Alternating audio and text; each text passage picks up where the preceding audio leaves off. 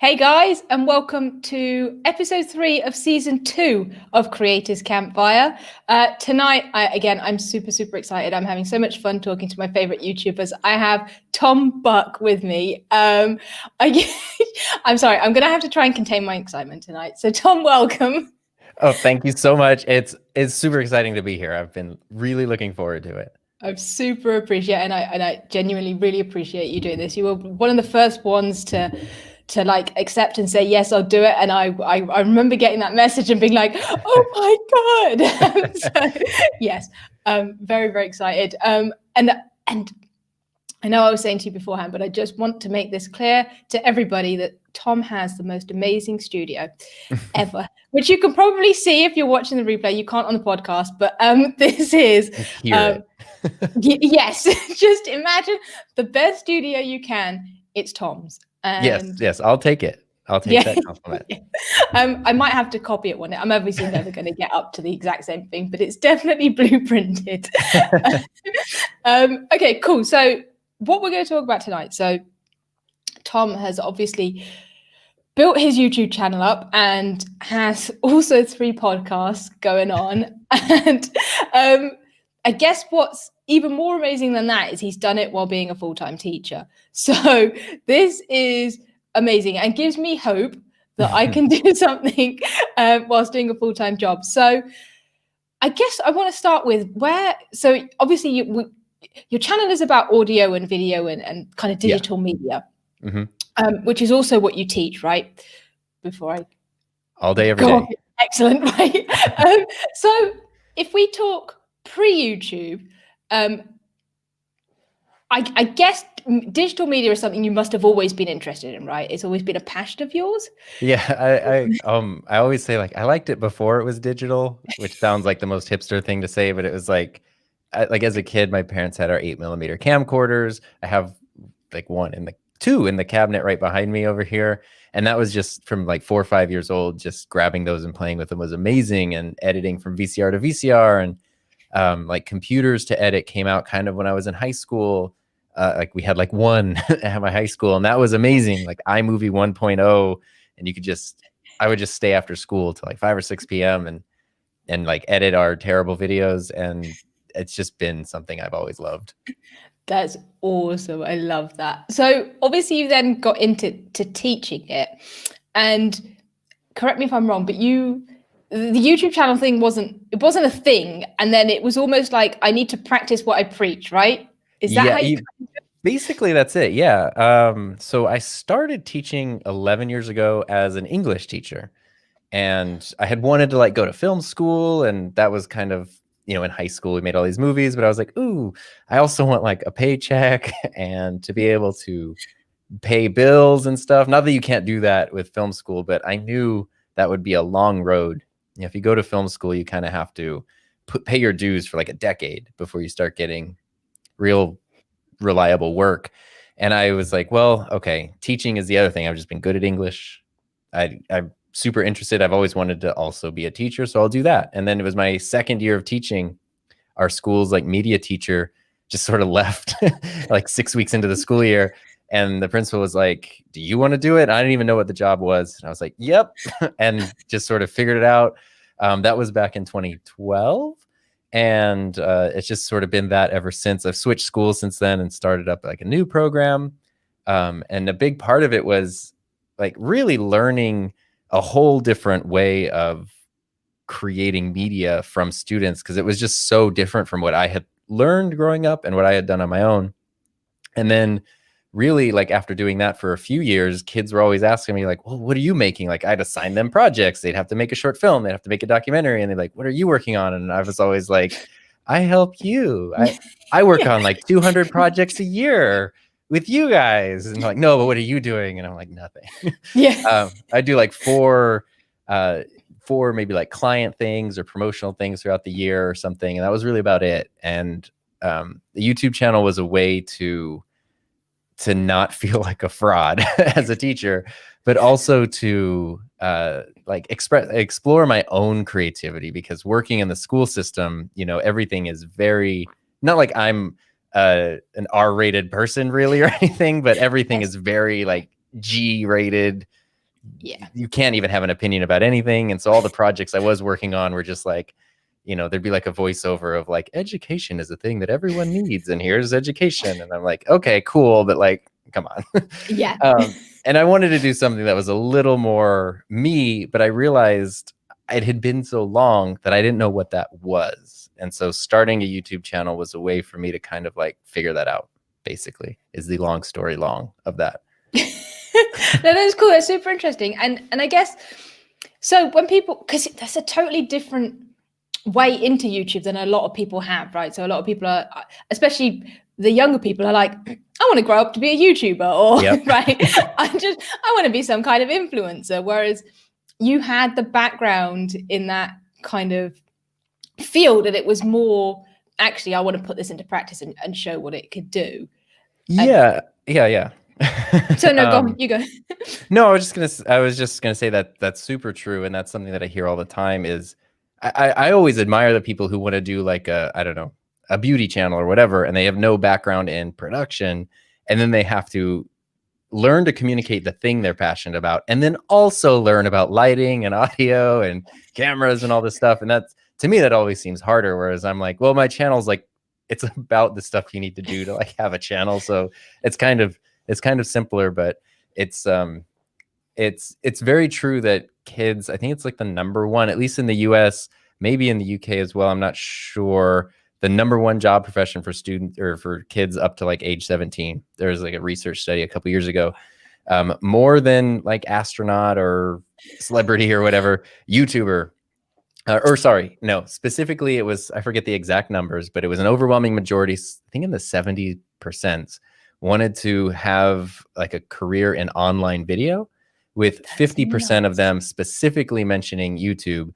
And most of the parents I know say that with disdain. Or like, oh, my kid, they just want, and it's like, sure, like, don't tell them like grow up and be a YouTuber, but also like, I think your kid's telling you they're interested in sharing stuff, they're interested in communicating, they're interested in creativity. That's something to embrace. And whether or not they have a YouTube channel or they get off the ground, the skills that go into that are things that are going to be really helpful for them no matter what they end up doing. So I think there's a lot of value there. I don't remember if that was the question or not. No, that's cool. The answer. No, that's actually a really good point, though, is that actually you can say just YouTuber, but there are so many skills involved in it. And actually, for some people like me, it would push people out of their comfort zone. Mm-hmm. So actually, it's not just, oh, you want to go down the YouTuber route, well, blah, blah, blah, blah, blah. It's, well, actually, there's so many different skills. And exactly to your point, even if your channel doesn't go off and get like stupid subscribers, those skills are so transferable into other areas. Oh yeah, I mean, being comfortable in front of a camera, like it's like if you can be comfortable speaking in public, it's like a superpower, because it's everybody's number one fear is public speaking. And if you can somehow get over it and be comfortable with it, I mean, you just automatically kind of set yourself up for success in a way that, by not really doing anything other than just like not letting the discomfort stop you. I guess it's just so weird, and maybe it's because we didn't grow up with cameras and well, at least smartphones, right? That it is a bit unnatural, but I still find it weird that, and I'd have no issue with other people do, but you know, we're vloggers, right? Like if I was outside and I had to talk to a camera, I'd be like, oh, people are looking at me. That never gets comfortable. Okay, that's good. The only time I've ever felt comfortable doing that is if there's another person, because then it's like, oh, you're filming something. But when it's just you by yourself, I think you're always gonna feel weird.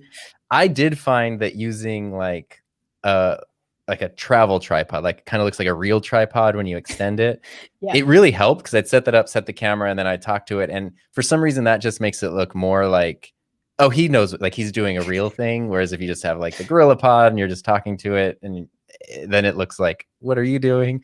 I don't know, that was my like cheat. But then you have to carry this like big thing around.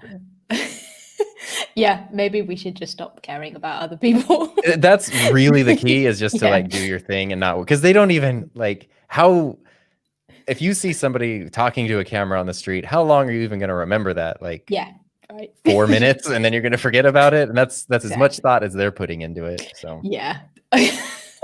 That's a really good point. So you then decide to start this YouTube channel, right? How much Mhm. of your time does that take up? And how, as someone who's working full time, how do you go about that? How do you start that and get into it? It's really tough.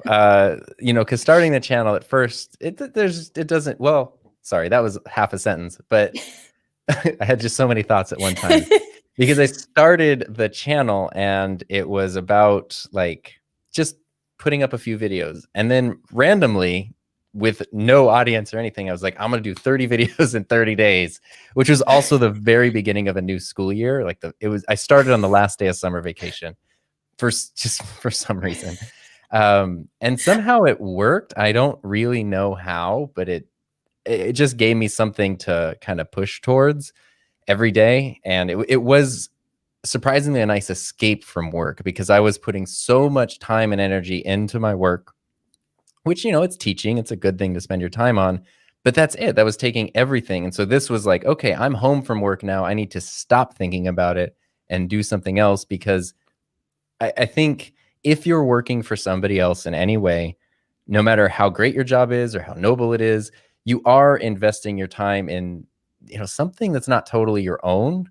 And it is scary. Like this pandemic has kind of taught us, a lot of people, sadly, even though I feel like I'm at a great school and a great school district, and I'm very happy with like our local response to everything, it is very clear. Like if I were to get sick and die, there would be a new person in my position in like 5 days.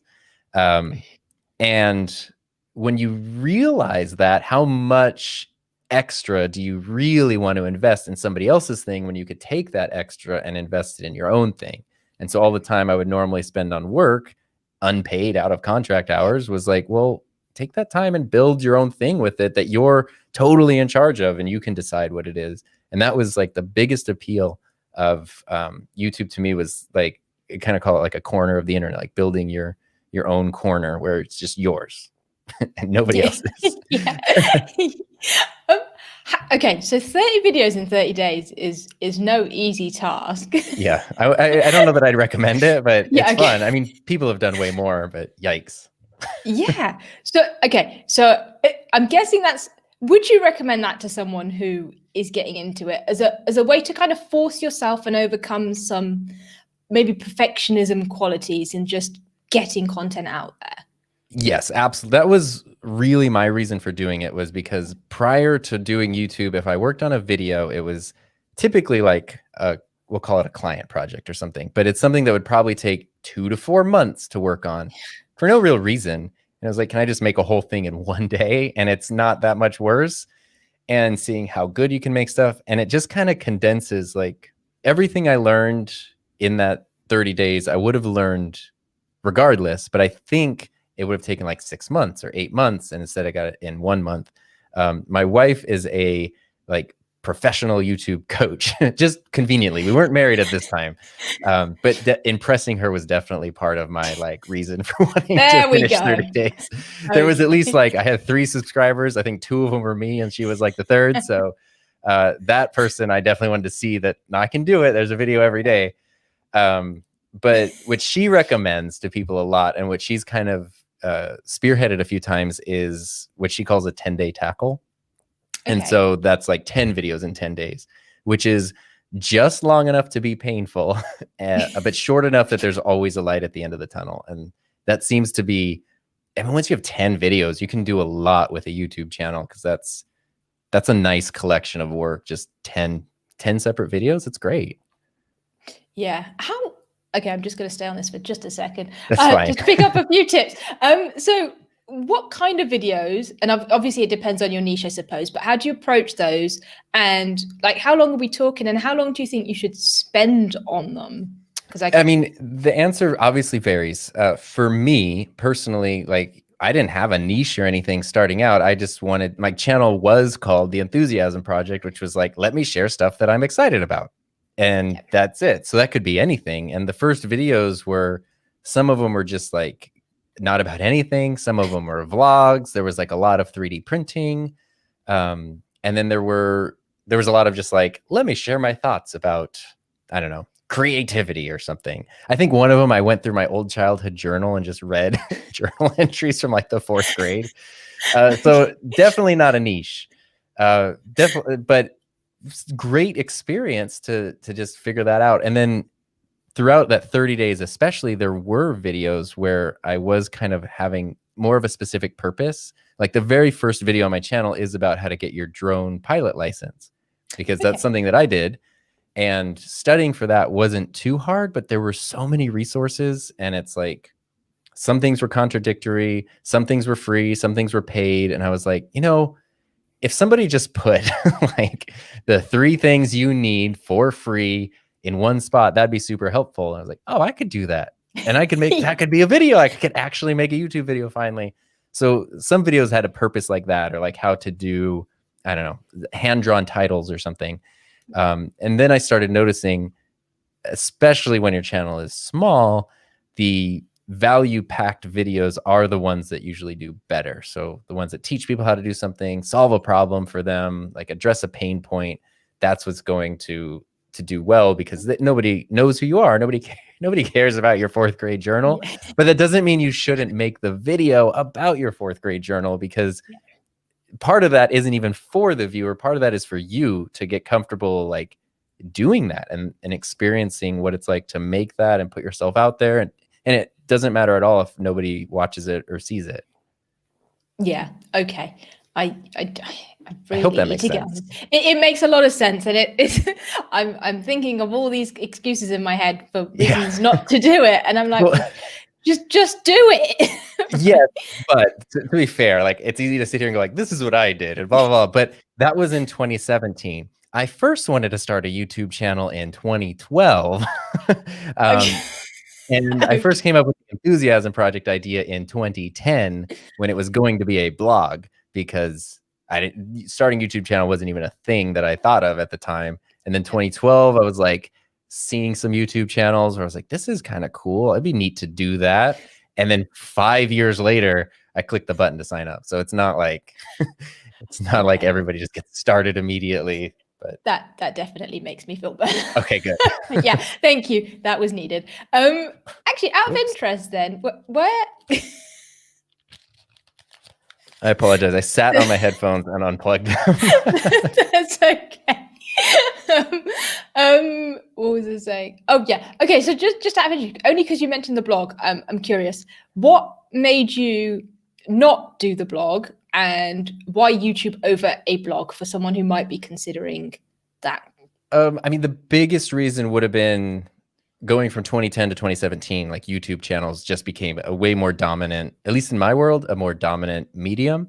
Yeah. And as somebody who is interested in video and audio production, it just naturally made sense. Because when I was imagining a blog, I was imagining like lots of photos, lots of visuals, like embedded videos, basically a YouTube channel, but on like a WordPress site. And then, here is an actual YouTube channel. It just kind of made sense for me.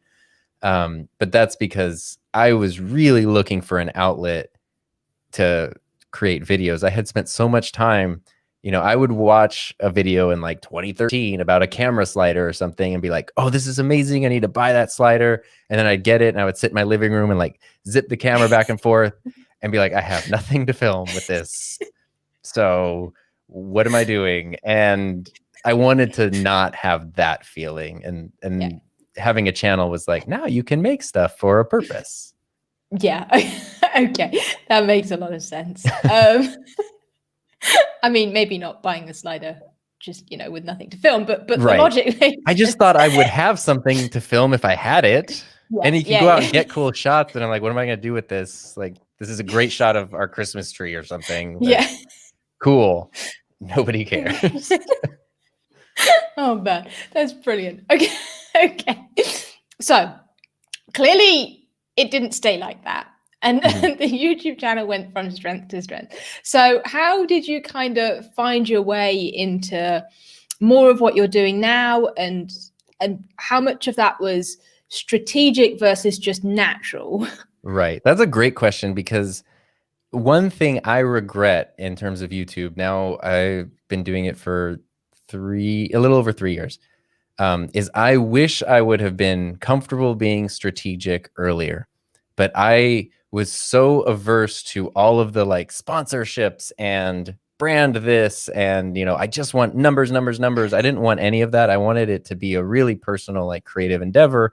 And so I just thought I had to swear all that stuff off, which I do think you need to be very careful with those things. But I wish that I had known that just because you're strategic with it doesn't mean that you're losing your authenticity at all. It actually helps it to become more sustainable. And that really became the key, was like, how do you make this thing sustain over time, especially when you do have a job and you kind of have limited time. And it's like, I knew the importance of uploading regularly just for my own benefit. And if you want to, I don't know if like YouTube actually cares if you go weeks or months between uploads, but if you are trying to build an audience, having them know that at least like once a week they get a new thing from you, it really does make a difference, and it brings people back consistently.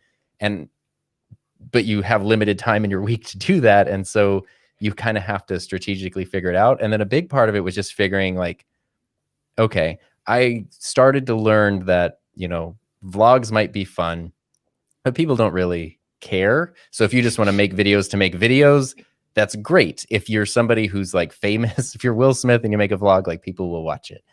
But if you're just the average person, you make one, you can benefit from it, but it's not necessarily going to grow a channel.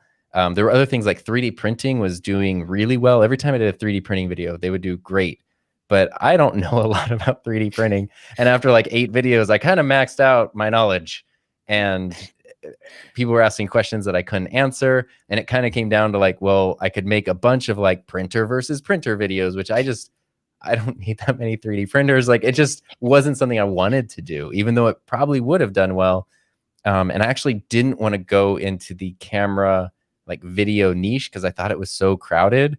But that is the thing that since I was a kid, like that's the thing I like. I could talk about cameras all day. I can figure that stuff out all day. I will buy a slider and just get shots of the Christmas tree for no reason. So I just had to go, maybe, even though I'm talking about something that other people are talking about, maybe my perspective, my experience, whatever, will connect with people in a different way, and they'll choose to watch those videos too. And that was kind of like just looking for the thing that I was actually excited about, that I don't get tired talking about, and that I could make not just 5 or 10 videos of, but like 100, 200, 500 videos of. And that was kind of just how I found what came naturally to me. That makes a lot of sense. So I guess while we're still, because I'm amazed that you have the time, and I'm going to stick on this. I'm sorry that I keep coming back. Don't apologize. Because I really struggle. So at the end of the day, I'm just like, when I force myself, I know I can do it, but it sometimes it's like, I should be doing that. So how did you manage it? And also, how long did you spend on YouTube versus like your work, and kind of create that balance to say, okay, well, if I need to put in X amount of time, and I need to make sure it's equal, as in I'm giving them both my attention and not. Right. I mean, work for me at least is pretty easy, because as a teacher, we just have contract hours, like this time to this time, these days of the year, you need to be doing your classes. And that makes it super easy for me, because I just can't work on YouTube stuff during that time. But what it's also done is it's forced me, especially during the pandemic, to get better at, once that time is over, like that time's over, like I will close my work email and not open it again till the next day, which is not something that I used to do. I have the email app on my phone. The mail app has like all of my personal email, but my work email is by itself in the Gmail app. So if I do need to check work email on my phone, I have to go into a completely separate app. It's not going to be the thing where like I check email and like, oh, also work, I'll just respond to that. Let me hop on the computer real quick. Because what I learned is I'll never be finished with work. No good really comes from checking in after hours, because it's either something that could wait till tomorrow.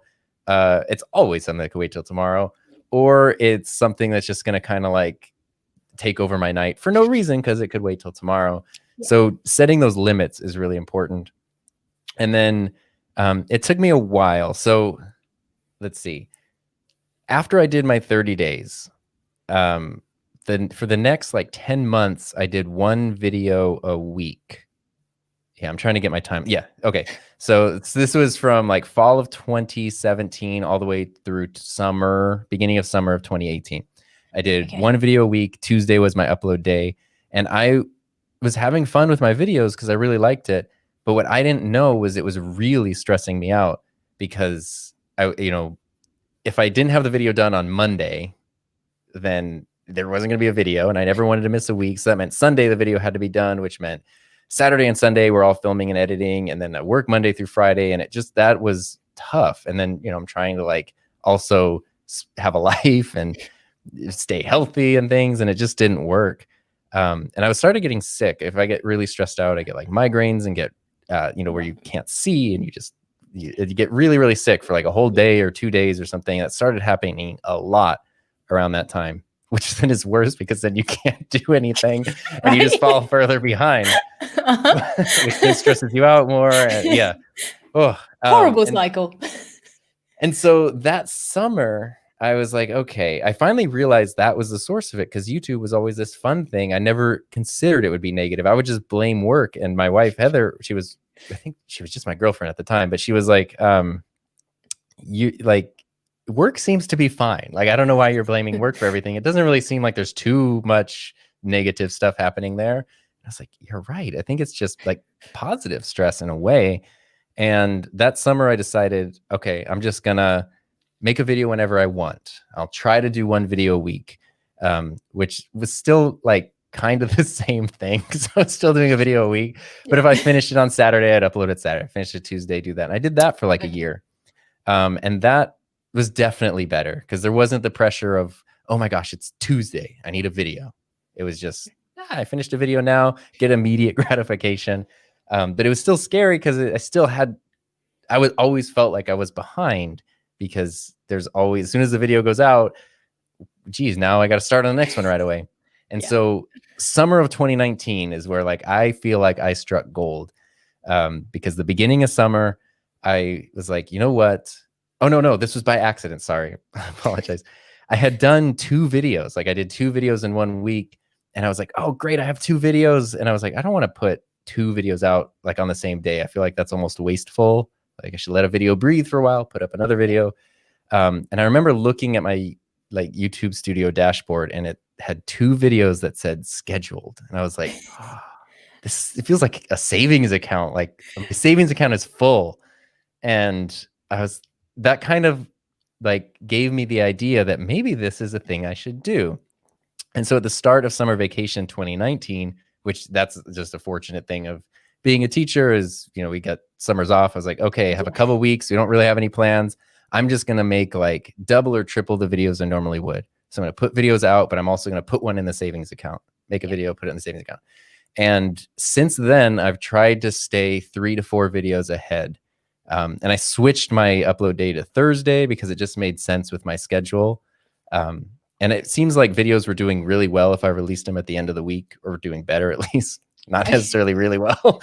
But it was like, okay, people could watch them at work. And then if they don't, it'll be there on the weekend when they want to catch up. So that's kind of like a cool day. And then that has been really nice. So I make a video, and then it just sort of goes in the back of the queue. And if something happens, if I get sick, if I get really busy, if whatever life happens, the channel continues and it's seamless. And then you kind of still got to work double time to build your savings back up, but it's a really relieving thing to just like open it up and see, 3 or 4 videos that are just scheduled and ready to go. And you're just like, okay. So now what my schedule has been is I work Monday through Friday. I usually film on Saturday or Sunday, but I don't have the stress of like editing in the same day. So I just sort of film everything.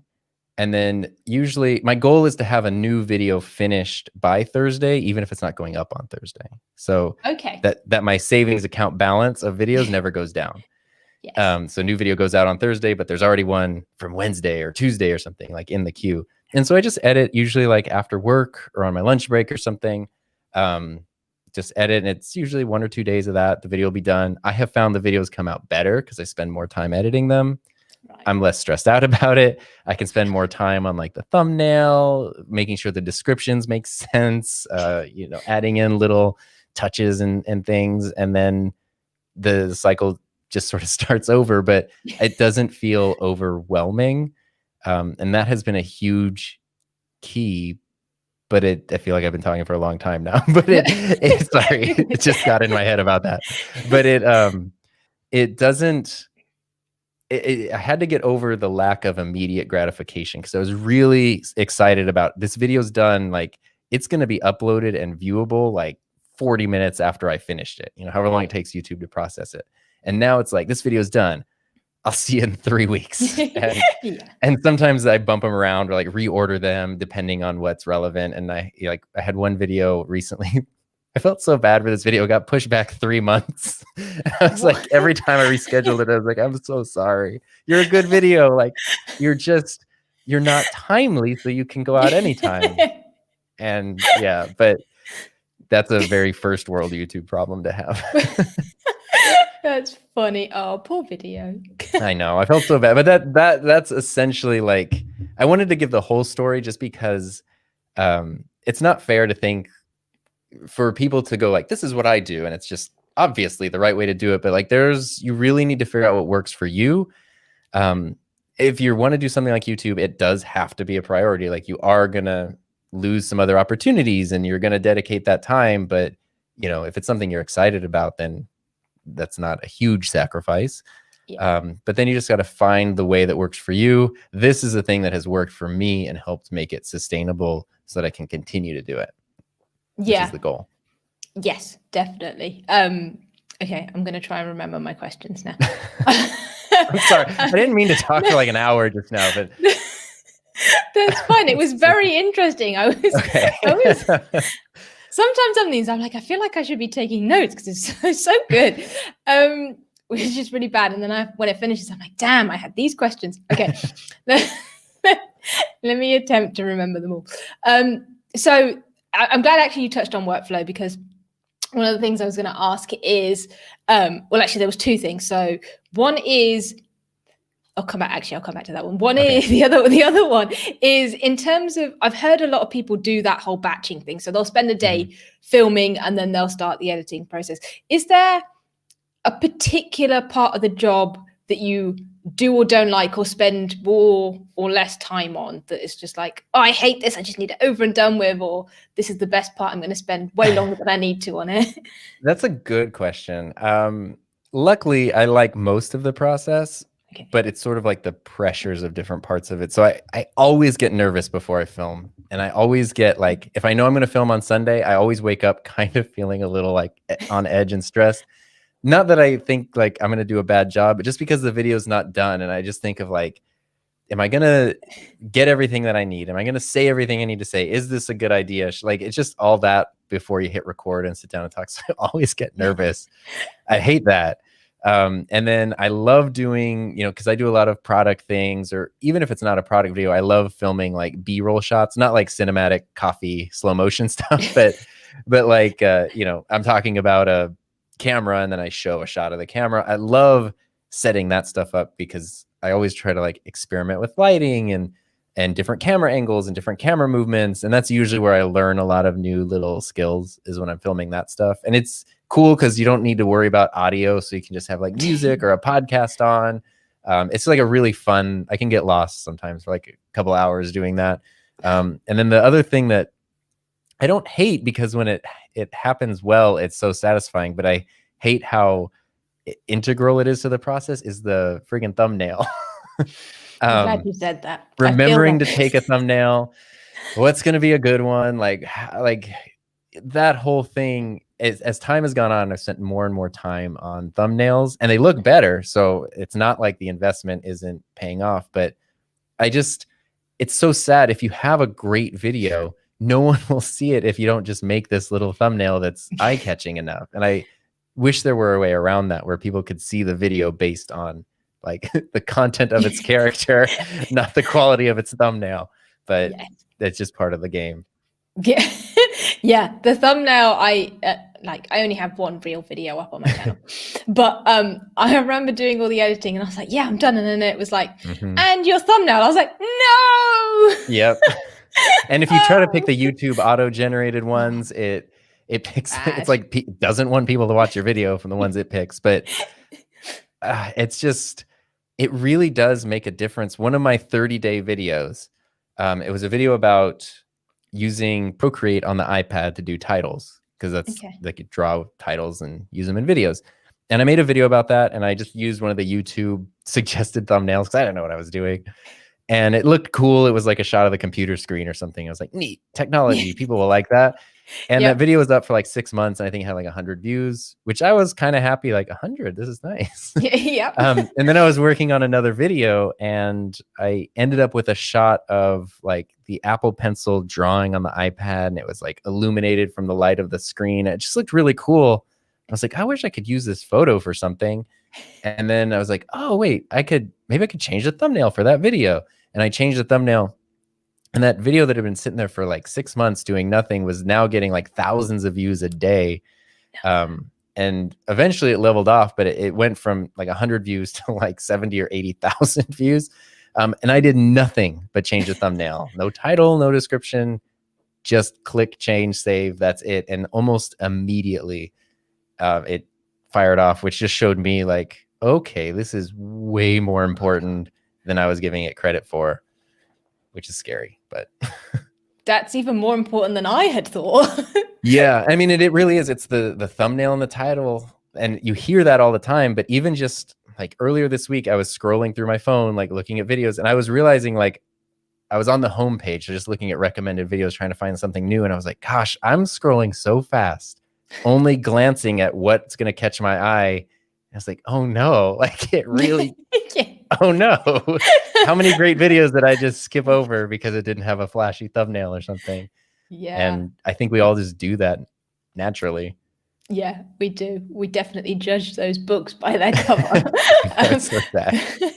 But your thumbnails are insane. Well, thank you. They are so good. So you have, They can be really fun, but it just adds another 2 hours, into the process. Yeah, there's all these little things that I guess you don't realize. It's like YouTube is like, oh, it's just a video. It's like, it's not just a video. No, and it's, your tags and your description, and you're adding it to a playlist and adding an end screen and adding a card and all the stuff, adding captions, adding monetization options. Like it's a whole, just getting the video set after it's uploaded is another hour of like just making sure everything is perfect and ready to go. But it's such a good feeling when it's done, when it's all done and you walk away from it. It's just like, it's like one of the most cathartic, it's just like, I did it. And it's the best. It's not surprising that people only do one video a week, because it's like the filming and the editing seem like the easy bits. Yeah, and it's I think there's a push to like, well, you should do more. You should do daily. You should do 3 times a week. And I think to an extent, 2 or 3 times a week is probably very good for channel growth. But again, like talking about sustainability, even if I were doing it full time, I don't know that I would want to do more than 1 a week, because then I would just be stressed out again. Like, I don't know that I would want that. No, we don't want that. So my other question relating to workflow is kind of more about your process. So the getting up to the clicking upload on a video. So in terms of the idea generation and the scripting and the planning, almost before you actually film it. So what does that look like for you? Well, it's pretty much the same. So like speaking generally, if you're listening to this, I'm picking up a little like notebook from just the office store. I use this a lot to just sort of keep ideas. I just sort of have a little notebook. I keep 1 idea per page. Sometimes though, lately I have also been using just the Notes app on my computer, like the Apple Notes app, because it transfers to computer, phone, iPad, everything. And so if I have an idea, I kind of just like put the idea there. And I try to just sort of figure out, like my channel is about audio and video, but if I just do only camera videos, it's going to bring in only camera people. If I bring in only audio things, I bring in only audio people. But I think the two are so important together that I kind of try to bounce back and forth and do like one audio video, one video, and try to balance it out. Sometimes the ideas come from what's relevant. I don't usually spend a ton of like concern on product releases.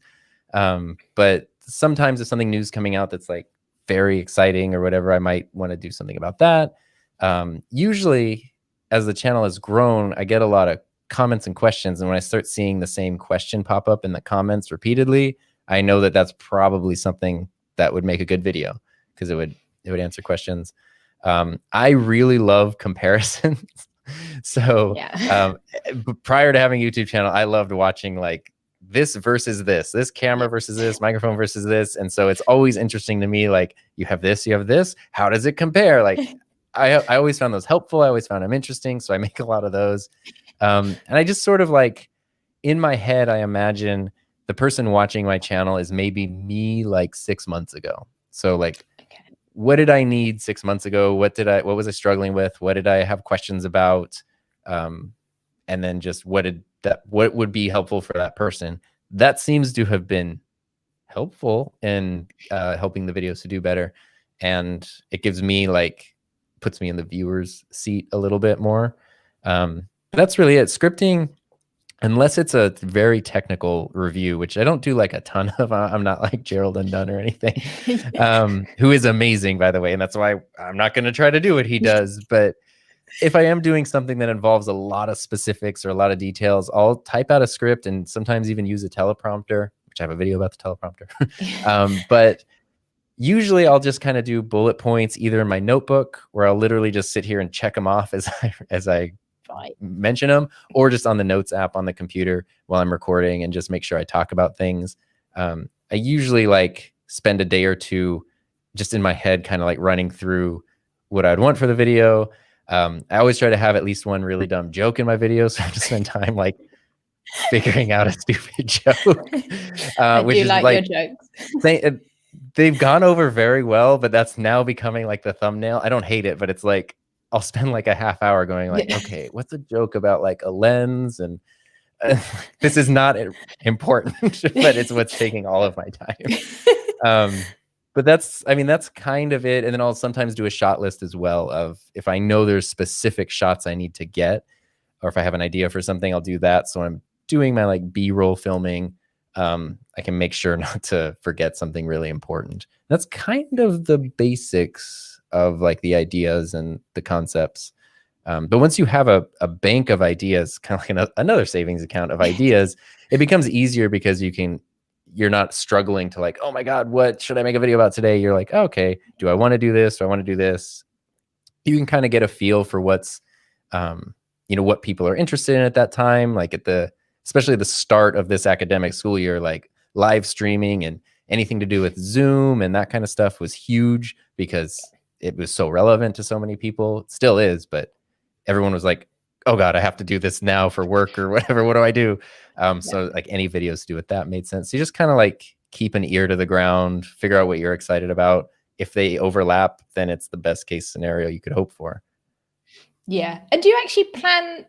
So obviously with you've got B-roll ideas and stuff, and you decide what you're going to do your B-roll on, but do you do any other planning with this video specifics, or is it just kind of like a bit more go with the flow? I've tried to, I don't know if I've tried to, if it's just sort of become this way, but it's a lot more like bullet points than anything. And then I kind of just go for it because that's what I have found helps me to be more natural on camera. I'm pretty good at reading a teleprompter and not having it seem like I'm reading a teleprompter. Or if it does, I just cover that part up with some B-roll so you can't see it. But if you just speak differently when it's just you. So I kind of look at like, here's a bullet point. This is what I want to communicate there. And then I just try to do that the best I can. And then I, record obviously way more than I'm going to put in the video, and then editing it down pretty ruthlessly is also a really key thing. So I sound very coherent and and intentional in the final video, even if I was all over the place in the recording. Okay, fair enough. Yes, editing is key, and I suppose that's one of those skills for life. Sorry about that.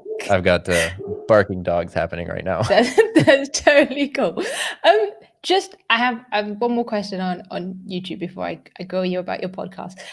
Is there no, let me rephrase that. What was okay, try again. Words. So what did you find different about your YouTube journey that you might not have expected going in? Okay, that is a really good question. I mean, aside from everything we talked about, something that I think was really important was the fact that the channel did grow. And I don't like to put an emphasis on numbers, because I think as soon as you start YouTube and you're like, I'm going to get that silver play button, or I'm going to get monetization or whatever, you're kind of setting yourself up for failure.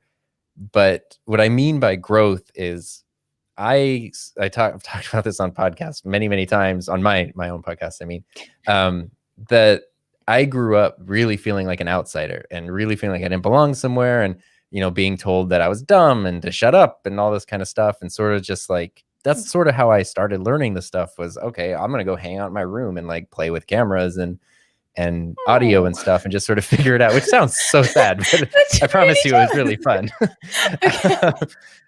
I mean, learning bootleg Photoshop in high school is great. Yeah. But that was just kind of how I felt. And so starting a YouTube channel, you know, going in that like YouTube has mean comments and stuff like that, and that's sort of the stereotype. But it's shockingly like those people aren't watching you when your channel has 4 subscribers. Like nobody's showing up to just tear you down. That would be the worst. Yeah. So you tend to start out by getting positive feedback from total strangers. And then as that just sort of happening, like the channel hit 10. Once it hit more people than like, I kind of kept it a secret when I started. So I didn't tell people in my real life for whatever reason. Yeah. But once it was like, okay, for sure, like I don't know 40 people that are going to sign up for this. These are like other people. That was kind of crazy. And then you start getting comments, or you say something in a video and somebody's like, I took your recommendation and it really helped, or this, that, or it just kind of grows. And that's sort of the magic of digital media. Is I did not fit in like where I grew up and where I came from, but I fit in very well with a community of people that spread all over the world. And even though we're all over the place, we can connect and come together through YouTube and through these videos and podcasts and stuff. And that is something that I never could have understood the positive power of that. And then the fact that would even happen, because who was I to record myself and, make videos and stuff? But it's like, oh God, like people were okay with it. And I think that that's the case for everybody. If you take that risk and put yourself out there and, put in the effort to be consistent, you're going to find that people connect with you, and your authentic self on screen. Like people can really relate to that. And it's pretty wild when they start opting in voluntarily for it. Yes, I for one am very glad you did. Well, thank you so much. So podcast, so a full-time job and a YouTube channel wasn't enough, so you decided to start a podcast. What was the thought process there? My own podcast, The Enthusiasm Project, on all platforms. Lovely. Always plug. Yes. It was actually pretty simple. I just wanted to start a podcast. It sounded fun. And when you make YouTube videos, even if you're kind of being in depth, they're always sort of very condensed. Like I said, like they're ruthlessly edited down. I was like, what if I could actually explore a topic without having to worry if it's going to be like super relevant to this point right here that somebody clicked on or they're going to click away from, but it could just sort of breathe a little more. Plus, as a high school teacher, when we're in class, like person to person, I have good classroom management. I have wonderful students. I can't go more than a sentence and a half without some kind of interruption. Someone comes in the door, the phone rings, or somebody says something, or I have to stop this, or people are talking and I have to do the teacher thing where I just like stop mid-sentence and wait until they like, and then I continue. It's like, what if I could just talk uninterrupted for like an hour? I feel like it would be therapeutic. And then I was talking to one of my friends and he was like, what if there was a podcast where like, you didn't even know how many people were listening. Like you didn't even pay attention to the numbers. And I was like, wow, I'm so glued to my YouTube analytics. That would be kind of cool. And that was sort of, I'll start a podcast where I don't care at all about the numbers. I just want to do it and share the stuff that I'm kind of interested in. And that was sort of the start of it. And I sort of like, I've never promoted it ever. I just sort of put links sometimes in descriptions, or like I'll mention that I record a podcast, but I never like, I've never promoted. And then shockingly, it started growing. I was like, how is this growing? Because I don't even know where you're finding this. But that, again, the magic of the internet. But that's been like a year and a half of that. But that's kind of where that came from, really. Yeah. Pretty like not thought out. But that's great, though. I love that it's just something that's just worked and doesn't give you the same stress that YouTube gives you, right? Yeah. And I mean, editing audio, like I know there's a whole world of audio, but just audio is so much easier than video. Like, yeah. Oh my gosh. Because you just record everything into the Rodecaster Pro, right? And hit the upload button. Do you even, is there any editing? In my personal podcast, no, unless I like really mess up or something, but that's kind of rare. It's just sort of, again, like talk about skill sets that transfer over, like teaching, you have to talk for a long time and keep people's attention. It's like it kind of built for podcasting in a way. And the Rodecaster just makes it easier. Just record, upload it. That's about it. For one of my podcasts, I do edit it, which I actually have found that I enjoy a lot. Because it's a totally different experience and learning different skills and stuff. But mine, to make it sustainable, like literally it's uploaded and scheduled like 8 minutes after I'm done recording. That is amazing. Yeah, it's a good workflow. Yeah. But yes, you've touched on that. So you have not one, not two, but 3 podcasts. Right. So where did numbers 2 and 3 come from? Well, the second one would be the one I do with my wife, Heather. It's called The Couples Table. It's on her YouTube channel, which is Heather Just Create. And we do it every Thursday. We do it basically the same way we're doing this, where it's a live stream on StreamYard. And then upload the audio as a podcast, like for the next week. And that was, we had just wanted to work on projects together, and we worked on like a web show and stuff back before we were even dating. Like when we first met, that was kind of like the thing we were working on way back at the beginning.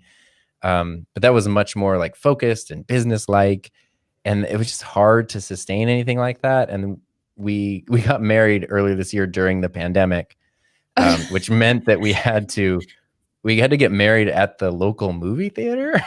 We were supposed to, we had been planning our wedding for 2020. We had this great venue and all this stuff. And it was like, who knows when that's going to happen? Our county office was like, yeah, we're giving out certificates. For some reason, it's at the movie theater. You can go to the box office and the county clerk will marry you. You can't bring anyone. So it's just the two of you. And it was the best wedding like ever. We just streamed the whole thing on YouTube. So we just set up like a phone on a tripod, streamed the whole thing. It was great. Like she got her dress from Amazon. I just kind of like hodgepodge some clothes together that I had from like teaching. Her bouquet was just like plants from our yard. It was great. And then some of our friends did a little like surprise parade at the end. We didn't know they were going to do it. It was super cool. And we couldn't have a reception. And so that night we were doing a live stream on our channel instead. We said like, this is our wedding reception, is like the live stream. And we kept joking that like, when you go to a wedding reception, the couple has their table at the front, everybody's sitting there. And we were like, this is the couples table.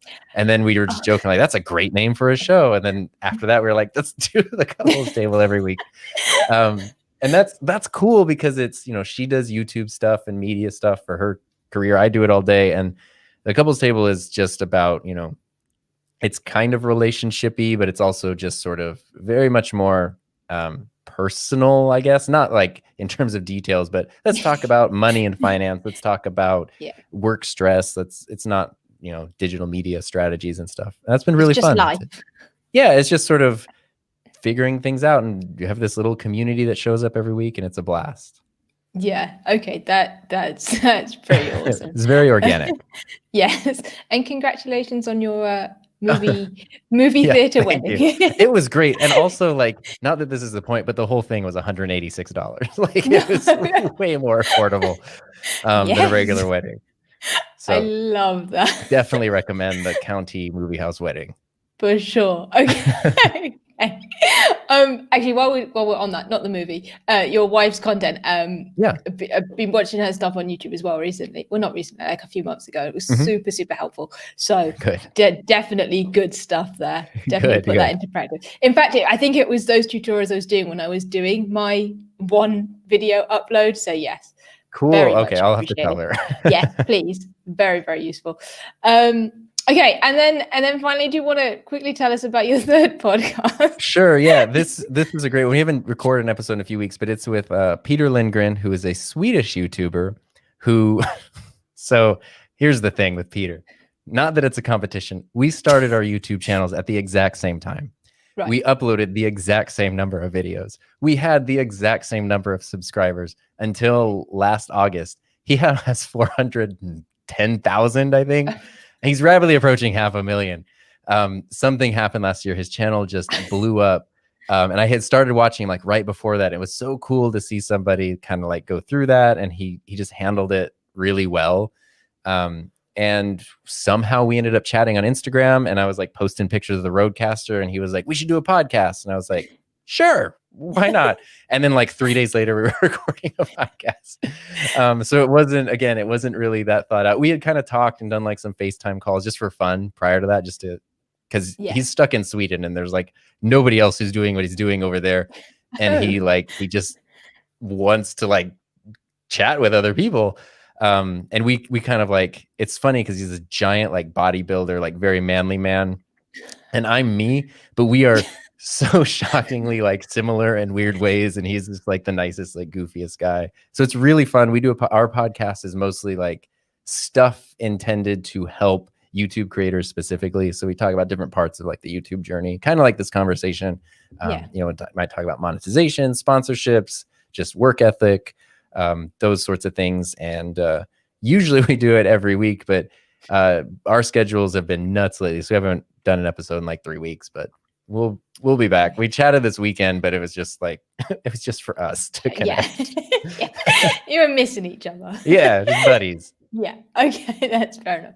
Okay, my final question is, do you have any advice for somebody who is wanting to start YouTube, or is very early in their kind of YouTube career? Yes, absolutely. I would say, which is probably not new advice, but absolutely true advice, which rhymes, is just jump in and get started. I didn't want to copyright infringe on Nike and say just do it, but literally just jump in and do it. You know, that was the thing with Peter and I. Let's do a podcast. Cool. I don't know how to do a remote podcast. We'll figure it out. Like, you just figure it out. It's totally okay to make mistakes. It's totally okay to like not have perfect videos, because it's not about having one perfect video. It's about having a collection that kind of give a whole story. And you just need to keep going and just push through and move on to the next and the next and the next. And before you know it, you'll look back and you'll have this collection that you just can't believe, and people will start signing up for it, but nobody can be there to support you if they don't even know that you're there. And you can't be there unless you're putting stuff out. So just regardless of numbers, regardless of other people's opinions, just go for it and put out, you know, as much as you can while keeping your sanity, and, you know, make sure that you're always having fun while you're doing it, because that's going to keep it sustainable. That's very good advice. And actually, I hadn't really thought about it like that. I like that whole collection thing, because I think everyone goes in going, this has to be the perfect thing. Yeah. I thought my first video, I was like, people say they're embarrassed about their first video. I'll never say that. And now I watch it now. I'm like, oh my God, like, what were you doing? So it's going to happen no matter what. It's okay. Awesome. Finally, where can people find you? I know we've mentioned everything, but just sure. Yeah. The main place would be YouTube. So you can go to youtube.com/Tom Buck. And then I'm also at SoDarnTom on Twitter and Instagram. And all of those places have links to like the podcast and everything too. Or you could go to, I changed my website URL. Hi, my name is Tom.com. And all the podcasts are also there too. So if you want those, that's probably the easiest place. Amazing. And I will link everything up in the description on YouTube and in the podcast show notes for everyone as well, if you don't remember that. Cool. Okay. Well, this was super fun. Thank you so much. No, thank you. Honestly, the hour has flown by, and I really appreciate it. So thank you. I had a blast. Amazing. Right. Thank you guys for everyone who tuned in. And I'll be back next week. So have a good week, guys. Bye.